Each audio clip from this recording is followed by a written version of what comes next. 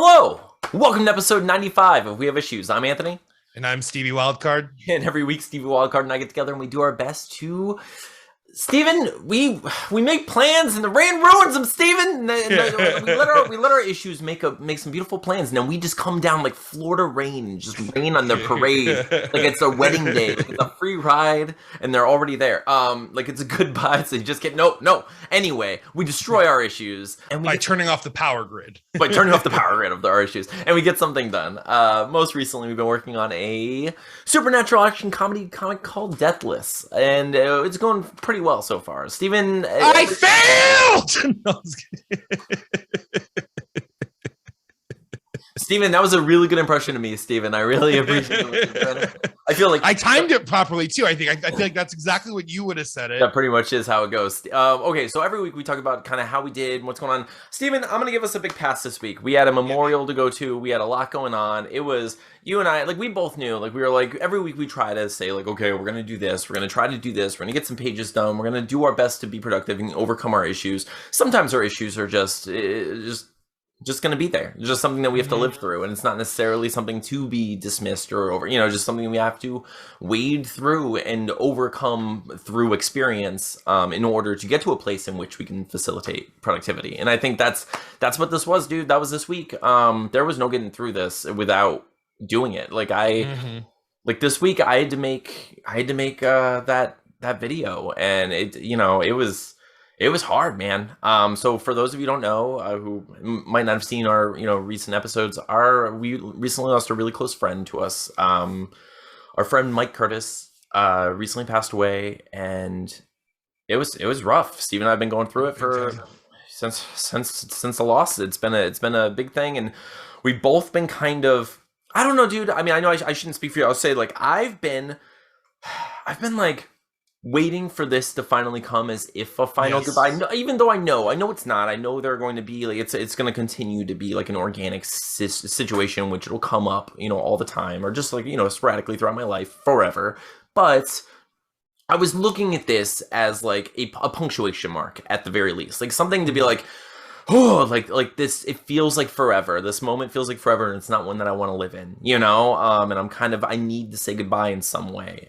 So we had this memorial coming, and like you were incredible in orchestrating this whole memorial for our friend. Dude, you did so much work. You and Tina, I can't express how thankful I am, and I know everyone else who was there like felt exactly the same. But you guys did a freaking phenomenal job with the memorial itself was wonderful and beautiful. Everyone, like, I'm so glad I got to see everyone. And then like the after party, you guys like set everything up and you fed us tacos, and it was amazing. It was exactly what we all needed, I think. And absolutely. I had a great time is like obviously a odd choice of phrasing, but like, yeah, like seeing people that we obviously don't see. I mean, we've seen them lately, like throughout the last few years, but like people that we haven't seen in a long time, and then just being able to like kind of talk and sort through everyone's feelings on the matter. But I agree, like it was almost like we were waiting for like that thing to focus all the sad thoughts at. Like it's like the sad thoughts were like chaos everywhere, and it's like we needed that place to shoot them all, Yeah. And you're right, like it's not over. But it's a punctuation mark. Like it ends that ordeal, because that's been going on since Mother's Day. Right. And we've been waiting to have that moment of mourning that we can share with others that are mourning, Yeah. So now it's the healing process. Now it's taking those memories that made us sad and allowing those to make us happy when we think of him, and really solidifying the truth in which that he is gone. But yeah, life has to go on, and we have to figure out a way to navigate it. Yeah, dude. It's so true. And it's, Steven, it's funny because I mean, there are so many lessons to that like I learned through these experiences. And like every time I've lost someone, I always feel like, the thing that everyone always feels is like, oh my gosh, like life, obviously we all know that we're going to die. We know that this is finite. We know that it might be shorter than we think. We don't have as much time as we wanted. Like this time I definitely learned, like I need to be taking pictures with people. I need to be in videos with people. I need those things because, it's like, because my current self, I don't look back at those things in my everyday life, but there are going to be moments that I have not considered. You know, there are going to be moments where I want to look back and see myself smiling with my friend and like celebrating their birthday or just like hanging out or doing whatever, or videos of us playing music and doing stuff, you know, and like I'll always be thankful that we're doing this because this is, I mean, This you're my is best hours friend, and hours of footage, yeah, that, you know, of so us sharing laughs and telling stories together. So yeah, dude, yeah, this is a nice like just in case package, basically. Like, yeah, man, this is all here. It really is, and. But like that being said, Steven, there's nothing more human than the fact that I feel like an utter failure in completely disregarding that lesson immediately during the memorial. I was like, because like Steven, like immediately, I'm like, I love this. Like I'm watching this video that I spent hours putting together and all this stuff, and I'm watching this and I was like, I wish there was more of me with my friend in that. And I'm watching it and I'm surrounded by these people that I've known for like decades now, and I'm just like, I'm gonna see them today and probably not again for another, you know, 5 years, but I'm gonna remember them. Some of them I hope to see more, and we'll see where this goes. Some of them went back to your house. We got to have conversations that I haven't had in forever. It was like some of it was like wonderful and, you know, like really just, I don't know, like there were like, I got to like reconnect with some people and it was really great. I didn't take one picture. Steven. I learned nothing. I learned no lessons. I was just like utterly failed the moment. And I look good, Steven. I got to wear a suit. It's the only time. Yeah, you were sharp. You were so sharp. When else? Like I mean, now I have a beautiful girlfriend, Steven. I have a wonderful person in my life. I get like she always looks so pretty. She wears like these dresses. I mean, she looks pretty no matter what she wears, but like, you know, she like dresses up sometimes and I'm like, I'm wearing a collared shirt. This is good enough. And I always dress about the same. I never I'm jeans and a t-shirt kind of guy. Yeah, and like I'm usually black jeans and this, you know, like this is how I wear, you know, this is what I wear every day. Or like I like recently I've been really liking like movie shirts. I like movie based like graphic tees. Like I'm getting, you know, that's like my new like fancy socks. But like it was so weird, dude, because like I dress up and I'm like, yeah, and I look in my pocket of my jacket and I realize that like I've been collecting the most depressing baseball cards of all time. Like I have all of these cards from various funerals that I've been to, and I'm like, I am an adult. Like this is crazy, you know. Like I had this, and I was just, it's weird. Dude, someone's gonna find that jacket and think you're a serial killer. Yep. 100%. That's, I mean, those are your blood slides, buddy. Rightfully so. There's only the yep. If I mean, yeah. I mean, who else collects cards of? I didn't mean to. They're just in the pocket. I only wear the card. You know, I only wear that jacket to that situation. So I need to. So I mean, my point in saying that is, I need to start creating situations in which I'm, you know, finding reasons to do these things. Like I want to find reasons to see some of those people. Not all those people, Steven. Not all of those people. Not all of them. But yeah, dude, it was really good to see some people. Like, I mean, I was so thankful that you opened your home up to everyone and let, like, you know, whoever wanted to come back. It was nice. Some of it was awkward, of course. We all expected, you know, some awkwardness, but whatever. What are you gonna do? Like, we're adults navigating, you know, who we are, who we like, were, through the waters of who we were and have been, and like the experiences we've had with other people that might not have been like concluded in any meaningful way. You know, like people have those like weird tethers that are, it's odd. You know, we don't all get closure in our lives for our various drama, you know, that we have going on with people, and I forget. It's funny, dude. But how did you feel overall about the whole thing? I thought it all went really well. Like I was nervous in different stages of it, obviously. Like I actually got pretty nervous because around 2:55 there wasn't as many people there as I thought there would be. But then like right at 3, like from 3 to 3:10, there was just like droves of people came. So I know that was like, I actually thought we were gonna have the opposite problem. So I'm actually very thankful for the amount of people that came. And then even the perfect amount at my house too. Like each area had enough like seating and like enjoyment factor for the groups that were kind of rotating around, and got to see like friends that we haven't seen in forever and share stories, a lot of stories of which I didn't remember. You remember how much of a dick I was, but I mean, I do. I know I was a dick in that era. I remember it. I remember it. I mean, we were both dicks. Steven, you were a dick. I was not. I was the best. No, I was definitely a dick. Yeah. I was actually thinking of that because we're gonna have Josh on our show, and I was like, man, I think I was always kind to Josh. I can't like, I know we've had a couple, like Josh and I have definitely had a couple of moments like of like conflict online. It's definitely happened. But like we've always been close. Whereas like just prior to Josh, like post high school Anthony, I know I was like sharper with people sometimes. You know, Yeah, for sure. I was definitely like a lot more sarcastic and cynical than I, you know, have grown to become. You know, it's like I mean, I still have some cynicism, but it's mostly like for fun, you know. Whereas Yeah, like for back sure. then, I was just like, oh, I don't care about anything. Shut up, you're all stupid. I was very Randall. Like, I mean, that's why those movies connected with me so much. You know, I was like, that's Mhm. you know. But I don't think either of us have ever been bad people. I think we had like our jerk sides as we were growing up, and kind of like wait like.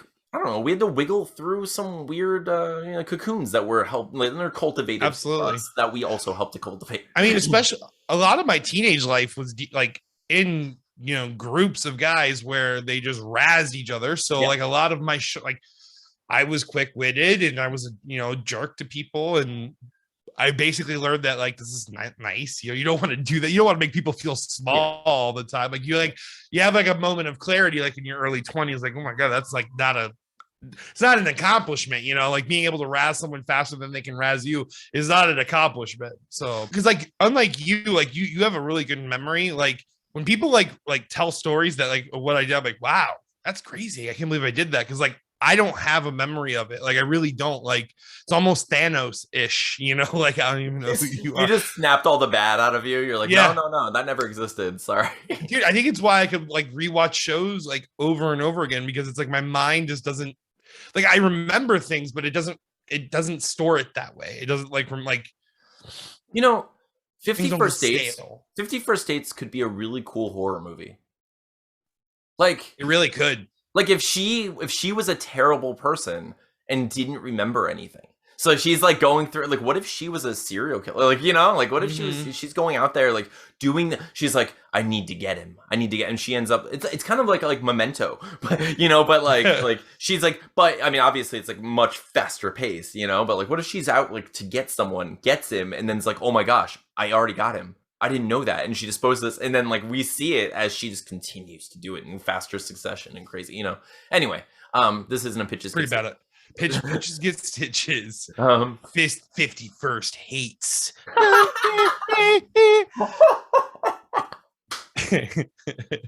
That was an impromptu pitches get stitches, everybody. That's what we do on these freestyle episodes. Drew Barrymore bodies. Yeah, Drew Barrymore bodies. Sorry. Anyway, anywho, but yeah, dude, you and Tina did an incredible job. I don't think any of us knew what to expect from any of that. I was very thankful that everyone showed up who did. Everyone seemed to really like the memorial video, which like I was stupidly nervous about that because like everyone has a different relationship with people, like I mean that's something that like I wish Josh was here. Like we'll talk to Josh next week. But so Josh stood up and he spoke at the memorial and he gave a perspective that I think is really important for us all to remember is that we all have a perception of people at various times of their lives and like some of it sticks with us in various ways, so like the puzzle pieces that created Mike to me weren't necessarily the same puzzle pieces that created Mike to Josh or anyone else. And he, because you meet them at different points. So you don't have this point of reference. You have this, which seems, although it's the same person, especially in Mike's case, there are, like just different points of reference that shade things in a different color, a different tone, so it's like you learn, you learn about people in different ways.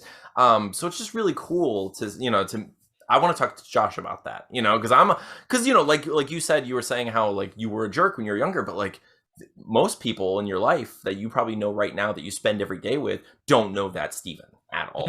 Like not even a little bit. Yeah, he's gone. Like that Steven doesn't exist. And like those moments aren't your forever, and they don't define you. Even and to some people they do. Like some people still look at you, and all they see are those puzzle pieces of like grief and misery or whatever drama you had with them, and like it's really hard to kind of get people to dismantle that puzzle and see it for what it really is. It's like we're all like these weird mirror. Listen, man, you were putting the corners in the middle for some reason. I don't know why you were doing that.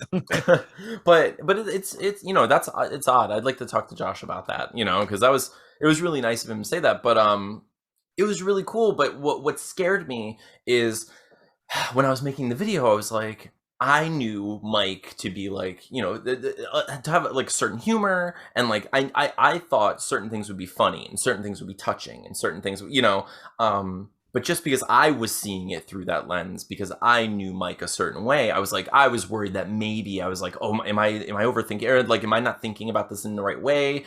Maybe this is too dark and people won't think it's funny, or maybe it's just not the right time for humor. I think it is, knowing Mike, but that's because I have this idea of Mike, so I was like, crap. So I started like spiraling a little as I was making the video, and that's why like I showed you and Tina beforehand, like hoping to get your, because if you guys were like, whoa, like go, no, start from scratch, we'll do it.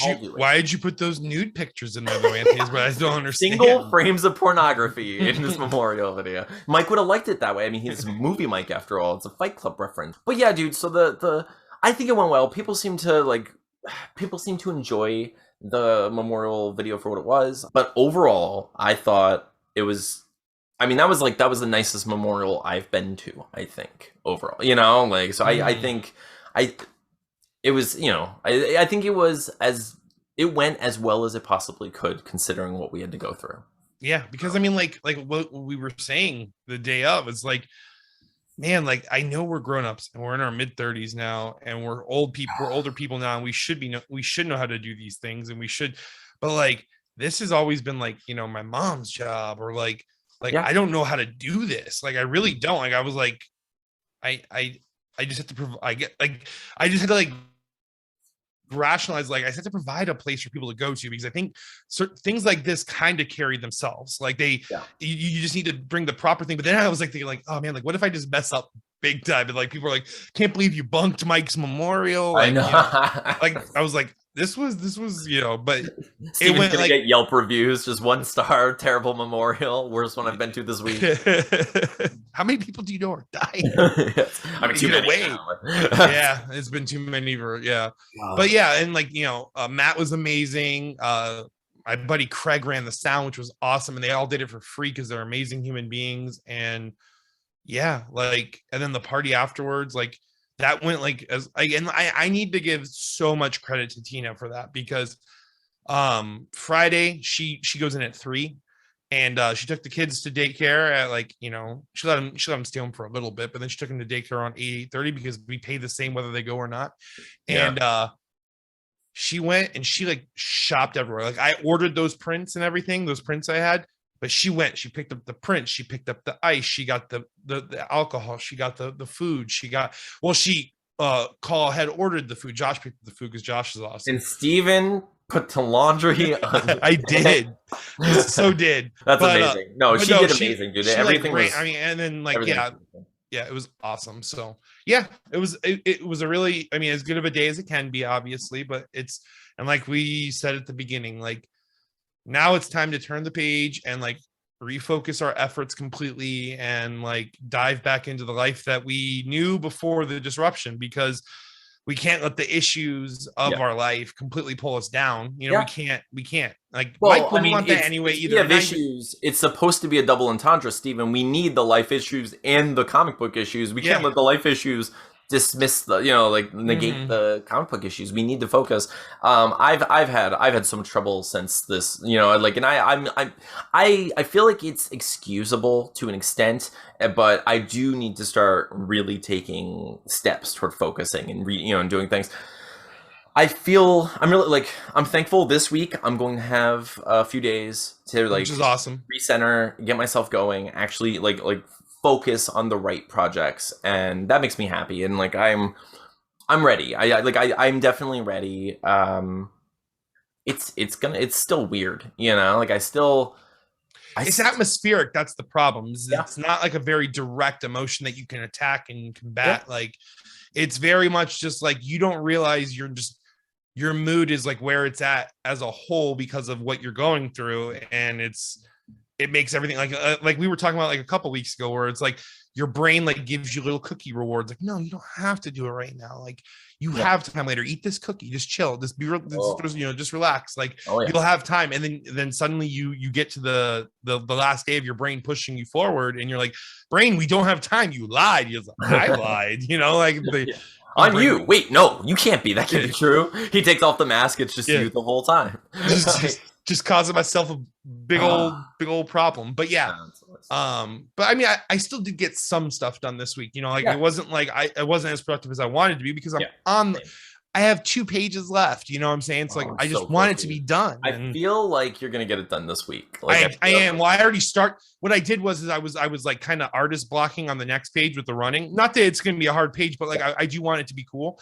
Yeah. So I just immediately jumped to the final page because it's a single page splash. So like back to like the thought process of as long as you're working, like you're working. So like if you're 100%. Stuck, just jump to a place where you're not stuck and just move until you get the momentum you need to move back, dude. You know, and then I mean, it's so and like it's so easy to get trapped in those spirals of like progress where it's like what's the saying? Perfection is the enemy of the good. You know, like we get stuck. Like you want that running page to be good, and you're like, oh, something's not right about this, and you're like messing it up, and you could get stuck there forever and plateau because you want to ascend. You know, and it's like you have to just find whatever you can do to move forward, and that's always going to be the right answer. You know, and then I mean, sometimes we'll go back and we'll have to fix stuff, but you know what? It's better to move forward when we can, wherever we can, however we can. You know, and that's like for me this week. It was just I talked previously in the podcast about like getting overwhelmed by giving myself a full page every time, or like 2 pages, you know, every time. And I was like, oh, I'll get the whole page done, the whole page. And it's like, that's too much to do in a day. So then I was like, this time I was like, I'm just going to color just the character. So I at least got all of Barreled colored on the page. You know what I mean? So I was like, he's colored. And he's the toughest one to color. He's the toughest one. Yes. And he's the toughest one to color. So he's got like a color palette of like 8 or 9, I think. It's like it's quite a bit. It's nuts. And not only 8 or 9, but we all know how brushes work. If like on Procreate, I get 1 color at a time. GIMP and like or all the other ones you get 2 at least. You can alternate with X. But like, I mean, Barreled has that. Whenever you color any of the rainbow parts of him, you have to like swap to the colors each time to do each band or each piece that's that color. But then you can't really do it that way because these claws are different than these claws, and you know, it's he's annoying, but he's cool. He's a cool looking really character, so he's worth it. But no, it's gonna be a great book, dude. I mean, I think he's a really cool monster. Especially since Steven, you know, since we started our monster test segment, I've been thinking about it, and they're truly in our culture. Like, I'm sure many cultures have other monsters that they've, you know, they've dealt with, that, you know, they know about, you know, like all kinds of like demons and creatures and things that you know, have been in their media, but like, we don't have a lot of like, archetypical monsters in our culture. Like when you think about it, we have like the universal monsters, you know, it's like we have a werewolf that people make werewolf movies. We have vampires, people make vampire movies. We have zombies, people make zombie movies. There's not much else. Like we have mummies, but it's kind of like that doesn't really count among the you know, the spectrum of monster. Not really. Like not for me. It like no. It's mummy's like a mystically powerful zombie, really, is what it is. And it's funny because like it's always connected with those universal monster movies, you know, because it's an undead creature of sorts going, you know, but like it's never been utilized in a way that those other creatures have, you know, because of that, because it's essentially, you know, it's a fancy zombie. It's a pharaoh zombie. You know, like it's what do you do with this? You know, so you're telling me some feeble rich man's gonna kick my ass? I don't think so.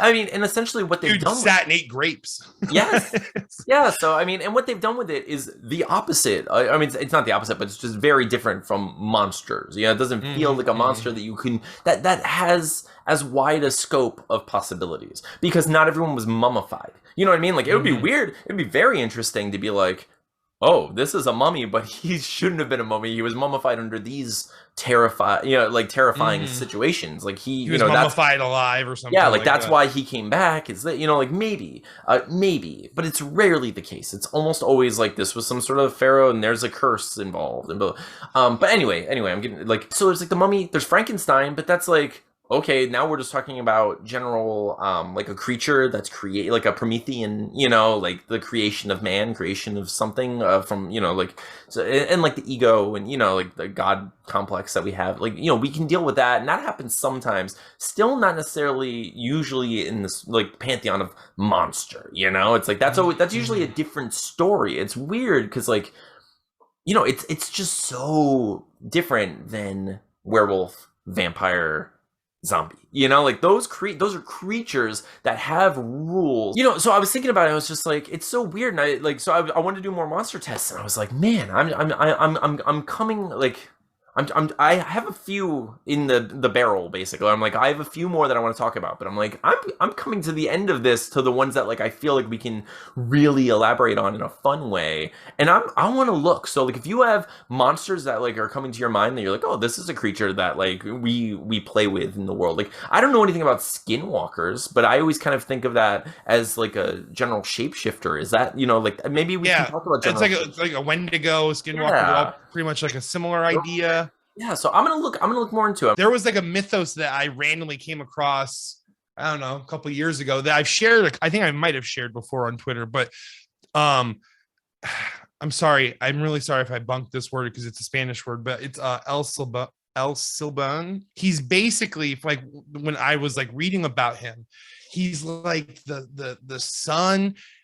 He's like a son that killed his father, I believe, and he carries his father's bones behind him. But the thing that was really cool for him is he has the whistle, and you can YouTube it. Type in the El Silbon, it's EL space SILBON whistle, and it's basically the do re mi fa sol, but like really quick. But the trick of it is, if you hear him whistling, when it's close, you're safe. But if it's in the distance, he's gonna get you. Like, he's basically right behind you. If it sounds far away, and I think I could be mistaken, but I'm pretty sure he murders like people that are abusive towards like women and stuff, because I think his father was abusive towards his mother and he killed them. So what you're saying is he's a superhero. That's cool. I mean, yeah. But it has something to do with, like, when I remember when I was reading it, it makes it sound like he's the bad guy. But like when I was reading, I'm like, I don't know. It sounds like he killed his dad because his dad was abusive, but maybe there's something I'm missing here. Man, that's like that. Oh, yeah, that sounds cool. It sounds like a hero. So, I mean, like, obviously it's an anti-hero. It's like a Punisher-esque, you know, like, yeah, vigilante.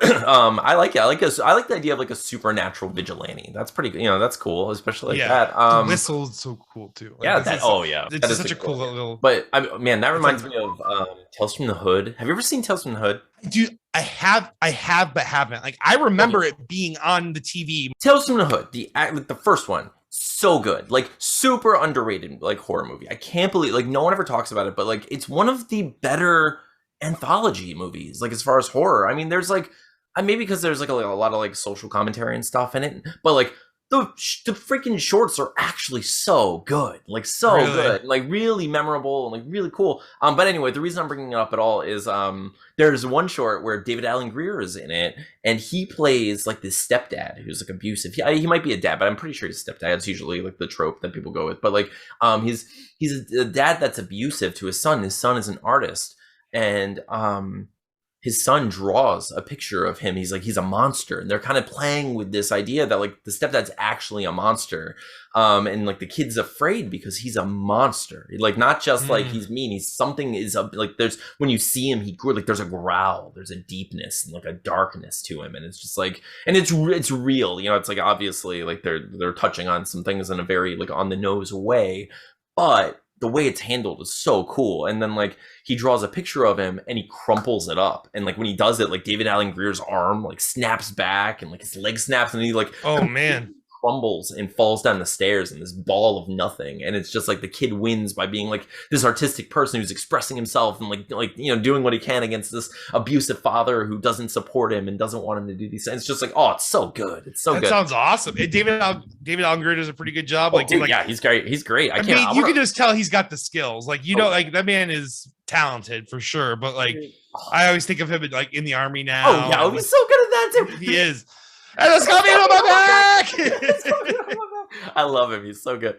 Anyway, but I was like, oh, I need more monsters. So like, I started making a list, and the first one I thought of, Steven, was one that I'm kind of curious about. I want to know, like, what I want to know your opinion on this.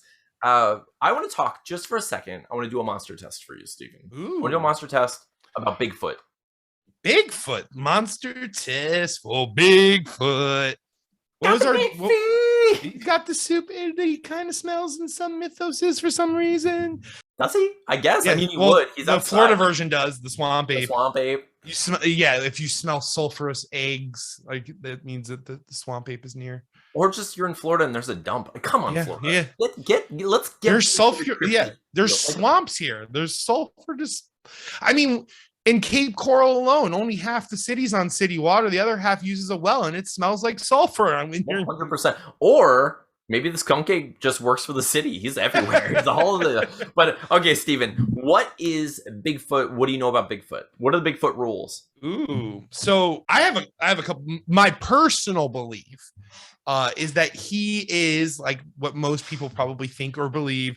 He is an offshoot of like a missing link of sorts, an ape man or like a hybrid that never really like its species never really jumped any further like ours found a way to, and somehow they are intelligent and bright enough to bury their dead and like are just elusive so we don't see them, and like people like kind of rely on that even though we have drones and all this technology now. Like Bigfoot is never seen. It's true. Large, and the only over 7 foot. Okay. So large, obviously large feet. Usually, that's the Aggressive at times, but also some have described him as very calm and very like of nature, almost hippie like. You know, like usually hairy, often with Hendersons. Yes, often with Henderson. So. I'm imagining nipples. Like, I don't know. Steven, how many nipples? Let's get to the core of this. Okay, so Bigfoot would only have 2, right? Because I believe most primates only have. It's a primate. Yeah. Well, no. Yeah. But I guess it depends on like how many nipples do orangutans have? Well, Steven, how long ago did we branch off of this creature? Like, where exactly was it, and did it develop? And did it continue to develop? You know, out of necessity? What if Bigfoot had like an odd amount of nipples, like 3? Like he's got like 1, 2, and there's like this weird like offshoot one. He's like, that's why I hate you people. So what do you imagine? So do you imagine he's kind of a cryptid, but he's also, from in your mind, in my mind as well, he's just sort of an elusive animal, like an organic creature, just a somewhat probably endangered because we don't see them ever, species. So they'd have to have some sort of abilities, right? They'd have to have some sort of cloaking abilities. Well, what if there are many. In most myths, vampires can't be recorded. You can't take pictures of vampires. They don't cast any reflection. That's usually a magical thing. But what if the Bigfoot is simply a creature that is existing, like when you see a hummingbird or like sit there and it can like vibrate and like flap its wings so fast that it can hover. Maybe Bigfoot is a creature that just kind of exists on a frequency that is slightly different than everyone else. Like, so like when he's still or not moving or like existing, like it's harder to see him. Yeah. Like it's actually what if his molecular structure is vibrating at a slightly different frequency than everyone else's for whatever reason it may be? So what if that's crazy? Why, so we can see him, but he appears to be somewhat out of sorts, almost like it's variable, like as if he is blurred to an extent. It's actually like not that they're doing like vibrations and stuff like that, but one of my favorite moments in Harry and the Hendersons is when they show him walk over to the woods and you're like, yes. And then all of a sudden there's all the Bigfoot that have been there the whole time that you just couldn't see because they were so well blended in with their furs and their patterns and the way they were looking over and stuff. And like I think there's like 5 or 6 of them. There's like a little one and they all just kind of move and go away. Yeah. And like I can see that. Like I think about how often, and I know I'm not the best example for this, but like how often I'm in the woods, I can count on my hands how many times I've seen a raccoon, and they're so dirt common in Florida. I mean, raccoons are everywhere. Yeah. How many times a year do you honestly see a raccoon? And they're a common animal. So I get the thought process behind Bigfoot, and there's a lot of stories. Well, not to mention the fact that Steven, you say that, but how often are you now in the woods? You know what I mean? Mm-hmm. Like the average person, yeah, sure, there are over 7 billion of us, but the average person isn't spending a lot of time in broad woods, and there is a lot of wooded area, where they could potentially be. It's possible. I'm not saying I believe it. I never had, but I like the idea that there are. Obviously, there's more on Earth than we can imagine. For sure. The oceans are. Seemingly the ocean. I think is where we're gonna find the treasure trove of of species and creatures that are like, oh my god, I can't believe this thing. I mean, think about all the species they found that they thought were like, was the coelacanth? They thought it was extinct millions of years ago, and they're like, hey, what's up, buddy? I'm a coelacanth. And he like it just exists. Like, I'm a coelacanth. I love it's that cool. stuff, dude. I love that. Like when you learn about those animals, it's interesting, and it just like that kind of stuff makes like those kind of interest. Like, you know what? I'll just say this, Steven. We don't talk about social issues on our podcast ever, but I'll say that I hate how conflated conspiracy theories have become, where it's become like political conspiracy theories and all other conspiracy theories just kind of are tinfoil hat, like Alex Jones, like yelling into the ether. Yeah, man. Like if you believe the megalodon's still there, you're Alex Jones. Yeah, and because I'll tell you, like some of my favorite memories of my 20s were just like hanging out and like watching silly YouTube videos of like random like conspiracy stuff, like aliens and like lizard people who could potentially be living in the core of the earth, who are slowly trying to make the earth hotter. And like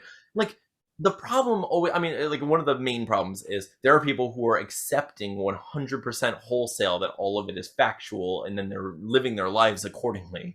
And you know, so which is crazy because it's just entertainment, really. Yes. And like, and it's so the much history fun. The History Channel understood the assignment. They're like, okay, the assignment 100%. They did. They're like, this is not real at all. We're gonna make an entire mermaid documentary, and people are gonna get like, yes. And it was a fun documentary, like, but people were just like, it's not real. It's like, no, it's not real. It's not real. I think that was footage of a mermaid. Have you ever heard about footage of a mermaid? No. If that footage existed, we would have known about. We've been learning about it in science class. In 4th grade science, we've been hearing about the mermaid video. Okay, like, come on, dude. It's like, it reminds me of like the Blair Witch Project, because when the Blair Witch Project came out, everyone was like, oh my god, this is the scariest thing in the world. And as soon as it became popular knowledge that it was fake, everyone was like, I can't believe it's fake. That's so stupid. I'm like, you thought there was a witch in the woods? You were just like, yup, witch in the woods. That's what's going on here. No, you're an idiot. You're a moron. Yeah. It was awesome the way they created a situation and developed this whole shaky cam found footage genre. And it was amazing. It was really interesting. It was creative. It was freaking brilliant. And like, it was really well done. Just accept that you were fooled and you believed in witches for a minute. Good, like, it sucks to be you, nerd, but like, what the, like, that was so cool. But for some reason, as soon as people are like, there aren't mermaids, like, no, man, what do you mean? Of course, like, that's as silly as, like, come on, get out of here. And if there are mermaids, we simply just don't know enough about them to have a documentary. What do you, like, no, you know? That's what I'm saying. Like, whenever like there's new evidence, like things, like anything that has like those words, like, oh, new video evidence, it's like, listen, if it's new video evidence, but the video's from 1984, it's not real. Like that, it's just not real. You're making it from 1984 because it's much easier to add some film grain to that stuff and hide all the special effects that you can't do as well as Pixar. Like, that's why you're doing it, you know? And like, but like, yeah, like I'm saying, like any footage of something that was like backed by any like person that was like, yeah, this is real, we would all know about it. Like, there is no way Earth would go a week without spreading like, no, this is mermaid. CIA is like, no, this is mermaid footage. This is absolutely a mermaid. People be like, holy shit, there's mermaids. Like, that's okay. History Channel's not breaking the case. Is what I'm saying. Of course like, not. But I'll tell you, like, so I only believe, like, I believe in 2 actual conspiracies, Stephen. I'll lay them out for you right now. I actually wholeheartedly believe in 2 things. 2 full conspiracies that I will just say, this is what I actually believe in. 1, Stephen, I don't believe that Ugly Sonic was ever going to be released to the world. I don't believe they were ever going to release the Ugly Sonic design in the movie as the final product. I don't. I believe they put that out there to get all of this buzz because they knew it would be widely, generally hated because it was clearly disgusting. It's actually kind of genius. You know what it probably was even on top of that is because they usually have trailer footage ready. You know, like they get so. Maybe they were running behind a little bit. And they're like, ah, crap, we're running behind. Take this model and put it over top of all the models in the trailer and just say like, and then release it. And then we'll go, okay, you know what? We're going to go back and we're going to edit. I'm like, oh, thank God. We bought ourselves 2 more months to edit some. I'm begging you. Okay. So spoiler alert. If you haven't seen Sonic or want to see Sonic, just ignore it. Like, skip ahead like 10 seconds. Okay. So Tails comes in at the end of the movie. That wouldn't be new. They were always going to plan for a sequel no matter what, right? That's what they do. You don't make Sonic the Hedgehog and not put Tails at the end of the credits, after the credits, and have him come in. I want to see Ugly Tails. Yeah, where's Ugly Tails at? Where's the character concept? Show me. I know you can go ahead and like build it now. I want to see some proof that you had Ugly Tails. I want the file. I want the date modified. I'm begging you. No, okay. But I truly wholeheartely don't think they were ever going to release that because it makes no sense. It's such an easy character to make look like the game. Yes. Like it's a signature look. You know what I'm saying? Look. I know how much goes into the process of every movie goes through a series of processes in which like things have to be okayed, especially big studio movies like that. Like that's a huge franchise in the making, and they know that. And they know that they're building it off this huge history with a character. They're going to have people come in and do like studies and make sure that people are enjoying these these things. There's no chance they're ever going to let that go.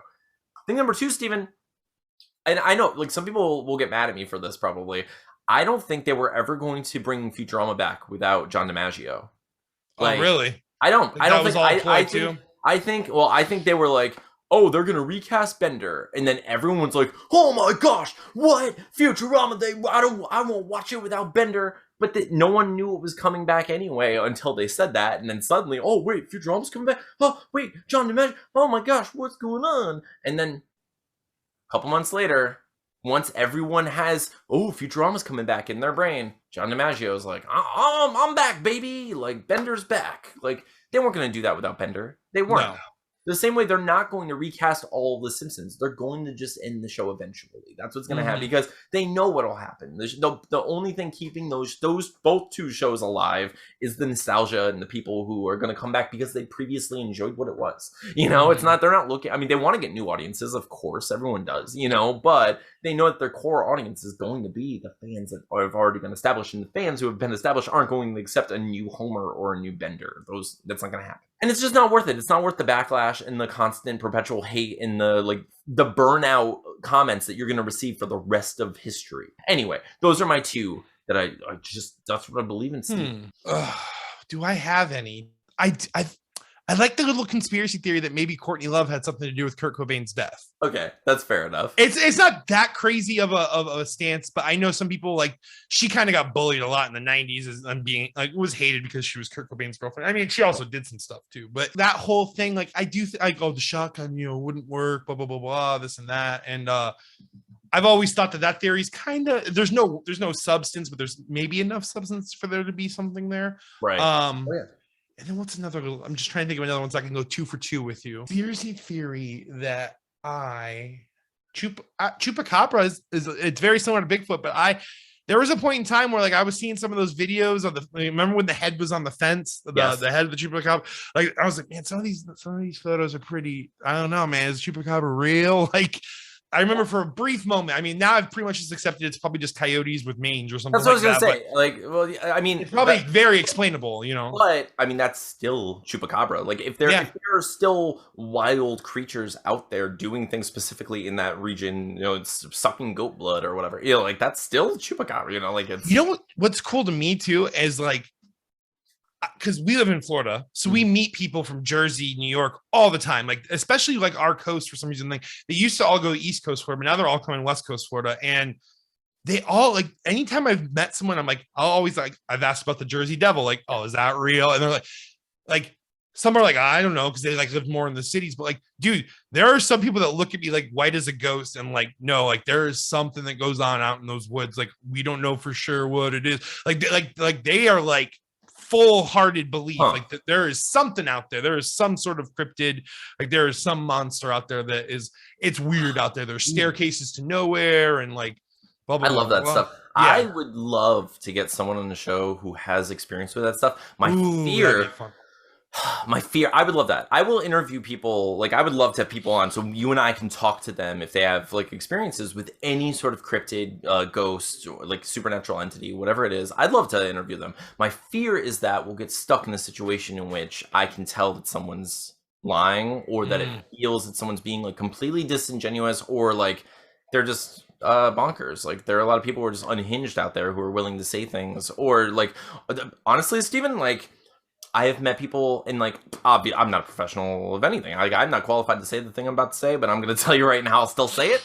I'll still say it, Stephen. But when I've asked about ghosts in the past, I got a very distinct feeling that people were like compensating for traumatic events with supernatural rationality. Like they were kind of like projecting moments, of supernatural entities and such when there are very easily explainable physical phenomena, like situations. Well, that like I was kind of like how you were even saying about the whole, like when you felt like someone was watching you, like when you were laying down, like it could be like a stored memory from when you were a baby in your crib, and your parent come in, and it's like this dark silhouette, and it's mumbling, and 100%. like because the brain just stores, and it actually kind of ties into brain matrixing, because like the way the brain like processes information is, if it's a blank or it's something that it doesn't know, it's just like fill in the gaps. Yeah. Remember when he was 2 and then just especially something?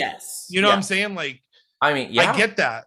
I mean, the whole like storage and retrieval system of our brains is just so bizarre, especially, and I don't know, it's amazing, See, that's why like it's tough. It's tough to just have people on a show, because you don't, I mean, you can vet them, but like, that's what I'm saying. Like, the reason why those were so impactful to me is these are people that I knew, that I worked with and I've talked with for numerous days. And then suddenly out of the blue, I just happened to mention the Jersey Devil, and they like, this person I know gets white in the face, and I'm like, so I trust it, like there's like that, there's a little built up belief there, like, well, man, like there's no reason you would lie to me now, like you're not trying to impress me, I've known you for months, like we're already good, like. But yeah, it's pretty, the Mothman and the Jersey Devil, those are both things that have always seemed so far out, like so far like outfield, like, but like the people that have talked about him are like, no, that's real. I seen it this day. It's so interesting. Okay, so I mean, I'm with you. Like, I love it, and I love when you see that and you feel that like confidence in someone's voice. I mean, the terror and like the sincerity of their voice. You ever talk to someone who's been hypnotized? I've seen it happen, but never like directly talked. Yeah, because like I've talked to a couple people who've like claimed to be hypnotized, and I know like there's a whole whatever. There's a lot to it. It's more complicated than it's suggestion is very interesting. But Steven, every time I've heard someone talk about being hypnotized, I always have gotten the feeling that they are holding on to like a secret, like that they know that they're like, oh my gosh, this is something in my life that is fun for me, that like I get to play with magic, and like I like that they were in on the joke is what I feel like. Like the hypnotist just comes up to him and is like, well, no, that I think that they're just like, well, because if you watch hypnotists, whenever they have like a group, they'll kick people off stage who aren't performing, like who aren't doing the thing. So it's like, it's like, okay, touch your head, and like if people aren't touching their head, whoever's not, they're like, oh, you're not susceptible to hypnotism. So then it's like, wait, are they really susceptible to hypnotism and like actually being hypnotized, or are they just more likely to go along with the thing? Which, I mean, is that just what hypnotism is finding the most susceptible people who are willing to do whatever you tell them to do? But anyway, when I've talked to people, it's felt so often like they are just like, haha, I'm in on this joke and I'll never tell you, and now I have this and I'm part of magic. And I'm just like, I hate it. I hate you. Like I don't like this. Because I want to believe people. I want that sincerity, and I haven't felt that with like people who've been hypnotized, but if he wakes up one day suddenly having telepathic capabilities of Professor X, his first thing he does is goes to the first person that ever told me he was hypnotized, just reads the shit out of his mind. Like, you're a fucking liar. What if you like basically like Bran / Hodor? Yes. Like in that moment, like they actually were hypnotized because you just appeared in their brain. They screwed them up. Oh, you thought you were gonna act like a chicken then? How about for the rest of your life? Gobble gobble. That's turkeys. I don't care. It sounded better than bok bok. Okay, gobble gobble sounds better than bok bok. Cluck cluck boom. Anyway, all right, Steven, we should get out of here. Okay. So every week we talk about what's next. What are we going to try to do this week? We've had issues previously. Are we gonna buckle down? I'm gonna say it. I'm gonna say the words. Oh God, Steven, let's hear it. I'm gonna finish the book this week. I'm gonna draw the last 2 pages. I'm gonna draw the last 2 pages of Deathless this week. Dude, I'm so excited. I can't wait. I'm going to color one solid full page, and I'm going to write 3 pages. That's what I'm gonna go for. I should be able to do more. I'm gonna undersell myself this week. I'm gonna I'm gonna under promise and try to overperform this week. That's my plan. So I'm gonna color 1 page. I'm gonna try to write 3 pages, and that's what I'm doing this week. I don't have to edit anything else. I've already completed. I've done everything I had to do this week otherwise, so I'm in a good place. Perfect. There's enough pages for me to shade once I do finish. So like, yeah. And then like we were talking before, if I get caught up with you somehow on the shading, you just jump to word balloons and I'll start flatting. It's not a big deal, you know? So yeah, dude. So that's what we're going to do. I'm super excited. I think we can do it. It's been a rough week. It's been a rough couple months. Yeah, like we're getting there, Steven. But I'm glad that we are where we are. I feel like we've gone through a lot and we've accomplished a lot in that time, regardless. And I'm proud of us. And I'm thankful to be doing what we're doing, dude. I think we're doing it, and that's all that matters. So, and you know what? Like, thank you all for being here. Thank you for supporting us and for just being with us through all of this. Steve and I are endlessly grateful and thankful to have you in our lives. We love you all, and we hope to see you week after week. Please tell your friends about our little show. We're really bad at selling it to people. We don't know, it's like, what do? We're just like, oh, we're 2 friends who talk about how they lost their other friend, but that's not really what the show's about, but it is for a while. It's been that way for a minute now, guys, but they'll be back. Yeah, we're trying, so it is weird. It's a rough sell right now for us, and like, what are we gonna do? Like, sometimes we're gonna have these rough patches, but you know what? That's part of having issues. It's weird, we are 2 people. We're just doing our best, So anyway, I'm glad that we're doing what we are, dude. I love you, and yeah, we're thankful for all of you. So we will see you next week. I'm Anthony, and I'm Stevie Wildcard, and this has been episode 95 of We Have Issues. We'll see 5 episodes left, Kevin. Come on, Kevin Smith, we need you. 5 left.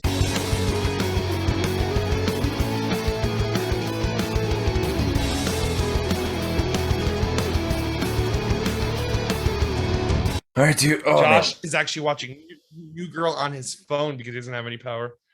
Yeah, dude. We're supposed to have Josh on the show, and I'm like, I plan to have Josh on the show, so one of us is gonna have to do a Josh impression for the whole show. So what we'll do is we'll just do an on the fly. Steven, come on, Steven. Come on. What are you doing, Steven? Wait, are we gonna change? We're changing roles here. We're gonna change the roles. We're changing roles. Hello. Welcome to episode 96. Is it 6? 96? 95. 968. You were so close, Steven. You were like, I got this. And then immediately flubbed that immediately number. Just dropped the ball. Dropped that, but who needs like, the ball? I knew it wasn't 94. You don't know like sports, Dad. Dropping all the balls. I dropped the pen. Okay, I dropped the guitar pick. Steven, I undid this button, Steven, because we're letting loose this time. This is a loosey goosey episode of the show. No, it's all the frills that you get with our show, except for with the sans button. No, so we're supposed to have Josh in the show, Steven, and we live in Florida. Unpredictable weather. Predictably unpredictable weather. It's kind of like. But let's be fair. Usually the thunderstorms are from 3 to 3:45 p.m. That's usually when the Florida thunderstorms. Very predictable weather is what Steven's throwing down. He's like, I know the thing you just said. However, alternatively, what if we said it like this? And we're like, no, you're right, dude. It's true. Well, it's either that or it's like late at night. It's like you're sleeping and it's just like a beautiful thunderstorm while you're sleeping. Yep. You just sleep like it's the Florida yeah, it's like the best. It's the best reason to live in Florida, really, is the lulling thunderstorm. With the exception of when it knocks out your power in the middle of the night and all of your air and your fan shut off, and then suddenly you wake up in a sweat and you're drowning in yourself and you're like, what is happening in this because what happens is it knocks your power off and then it stops raining, which immediately kicks on the humidity because the ground is still hot from when the sun baked it earlier. Yeah. That's Florida, everybody. And then the mosquitoes. Yeah, so what we're saying is don't move to Florida. Stop moving to Florida. No, all right. Gentrifying us. All right, Steven, you ready? You ready to get started? Let's do this. I am. Okay. Hello. He's not going to edit this dead air out either, people. He would if it was him, but my dead air stayed in place.